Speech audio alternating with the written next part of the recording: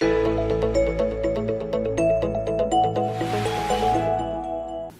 Masei, of course, begins with the Torah's listing the 42 Masos, the 42 stations where Bnei Israel encamped from the time of Yetzias Mitzrayim until their final encampment before crossing the Yarden and going into Eretz Yisrael. Rashi, at the beginning of the Parsha, gives one reason why the Torah might have taken up so much space to go through all this very detailed account.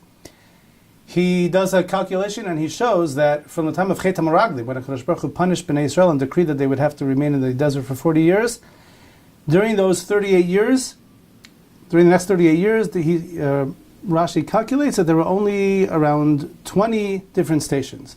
The point being that although HaKadosh Baruch Hu was angry at Bnei Israel and he was punishing them, even so, he didn't punish them too harshly. He didn't make them travel too much. It's not as if they were encamping and then traveling right away week after week. He treated them gently and they weren't traveling all the time. That's Rashi's opinion. The Rambam Memor Nevuchim, the Ramban here quotes him, says something a little bit differently. He says that the need to learn this geography of where Bnei Israel encamped throughout the 40 years was so that we will know where exactly they traveled from Mitzrayim to Eretz Canaan. Why is that? Because it is known that the territory where they traveled through and encamped during those 40 years are uninhabitable. It's dry, the land cannot be cultivated in any way, there's no possibility of producing food, it's a barren wasteland where nobody naturally could survive. So the Rambam is saying that the reason why we need to know this geography is as proof of the miraculous nature of Bnei Israel's existence during this time. The Sforno, however, gives a completely different reason. The Sforno says, "Ratzah yakel ha'yisparach sheichtvu Masei Yisrael lahodia zechusam belechtam acharav b'midbar be'eretz lo zerua." Based on the famous pasuk in Yirmiyahu, "Zacharti la chesed nurayich havas kulo losayich tachtech acharei b'midbar be'eretz lo zerua." That HaKadosh Baruch Hu always remembers the great zechus, the great act that Bnei Israel did of following him into a barren wasteland. The Sforno explains that the Torah wanted to emphasize how great it was on Bnei Israel's part that despite having to live in the conditions, these conditions in the desert, in an uninhabitable area for so long, they did it. They followed HaKadosh Baruch Hu with faith into the Midbar.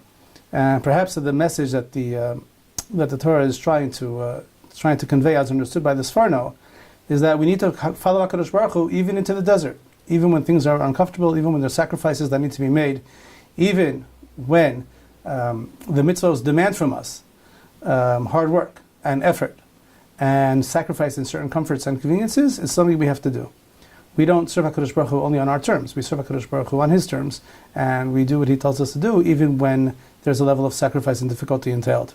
Not too long before Parshas Masei, we read about the Chet of Baal Peor, when Bnei Israel joined the nation of Moab in their worship of Peor.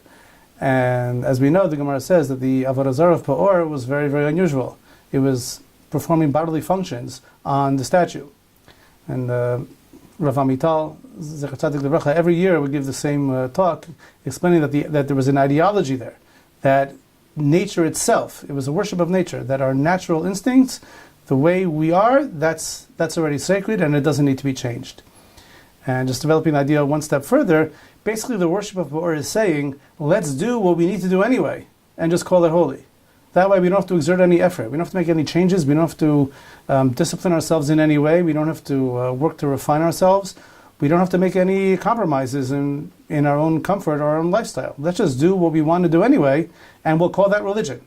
We'll call that holy. We'll consider that something sacred and something significant. It's like shooting the arrow and then drawing the bullseye around it. And what the Torah is coming to tell us is, no, in order to serve HaKadosh Baruch Hu, we have to go out of our comfort zone, even if it means going out into the midbar. We have to work, we have to make effort, we have to make sacrifices, and that could be why we have this list of the Masos, of where Bnei Israel were, to show us that for 40 years, Bnei Israel followed HaKadosh Baruch Hu even when it was difficult, even when it was not convenient, and they didn't always succeed. As we know, there were many instances when they complained, and HaKadosh Baruch Hu punished them for complaining. But even so, This is what we have to do. Even when a Kadosh Baruch Hu calls us out into the midbar and demands hard work and sacrifices, we have to be willing to make those sacrifices. Shabbat Shalom.